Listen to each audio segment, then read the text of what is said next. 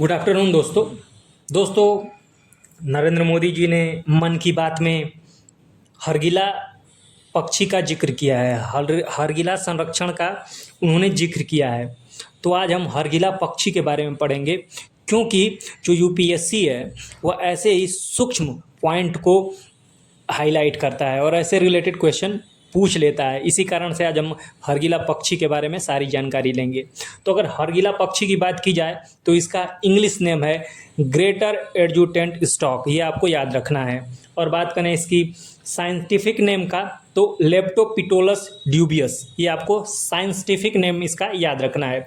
हरगिला पक्षी को असम में हरगिला कहते हैं, ये भी आपको याद रखना है। अगर हरगिला पक्षी की हाइट, जो कि आप देख रहे होंगे चित्र में, तो इनकी जो हाइट होती है 1.2 से 1.5 मीटर के बीच में होती है। और अगर इनका वजन की बात की जाए तो यह 5 से 8 किलोग्राम तक होते हैं।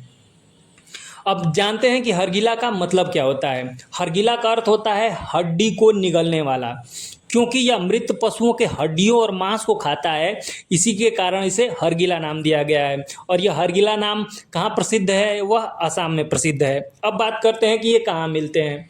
तो भारत के मुख्यतः यह असम और बिहार राज्य में मिलते हैं, ये आपको याद रखना है। और अगर एशियाई कंट्री की बात की जाए तो कंबोडिया में भी यह पाए जाते हैं।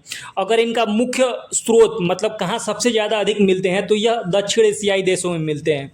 अब बात करते हैं दोस्तों दक्षिण एशियाई देशों के बारे में, क्योंकि जो जीएस होता है ना, जब हम एक दूसरे से रिलेट करके पढ़ते हैं तो ज़्यादा याद होता है। तो दक्षिण एशियाई देश कितने हैं? तो टोटल 8 कंट्री हैं।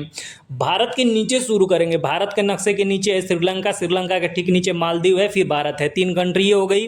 अब अफगानिस्तान है, फिर पाकिस्तान है, फिर नेपाल है, और उसके बाद भूटान है, और लास्ट में क्या है? बांग्लादेश। तो ये आपको याद रखना है कि इन्हीं कंट्रियों में क्या है, वह पाया जाता है, मुख्यतः पाया जाता है। परंतु इस समय वो कहाँ मिला है? असम और बिहार में। ये आपको ध्यान रखना है।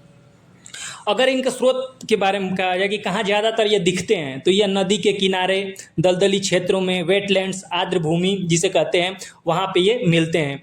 याद रखना कि हरगिला को दोस्तों नेचर का स्कैवेंजर कहते हैं। नेचर स्कैवेंजर का मतलब होता है कि प्रकृति का सफाई कर्मी। ये प्रकृति को साफ कर देते हैं। जैसे कोई जानवर मरा तो उनकी हड्डियों को, मांस को ये खा के ख़त्म कर देते हैं, और यह पर्यावरण की सफाई करने में महत्वपूर्ण योगदान देते हैं।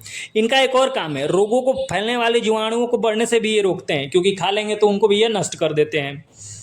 अब बात करते हैं कि इनकी स्थिति क्या है, क्या इनकी संख्या के बारे में जान लेते हैं कि IUCN की जो ये लिस्ट है उसमें यह कहाँ बिलोंग कर रहे हैं। तो IUCN की ये रेड लिस्ट में है, मतलब संकटग्रस्त परिस्थिति में ये फंसे हुए हैं। अब बात करते हैं कि नरेंद्र मोदी जी ने इसका वर्णन क्यों किया है। तो नरेंद्र मोदी जी ने इनका वर्णन इसलिए किया है कि असम में पूर्णिमा देवी वर्मन जी हैं, जो इन्होंने हरगिला पक्षी को बचाने में महत्वपूर्ण भूमिका निभाई है और इनकी संख्या में बढ़ोतरी हुई है।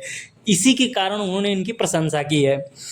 इन्होंने, पूर्णिमा देवी वर्मन जी ने, असम के स्थानीय महिलाओं को जोड़कर हरगिला आर्मी बनाई है, जिसमें 20,000 महिला उन्होंने जोड़ा है।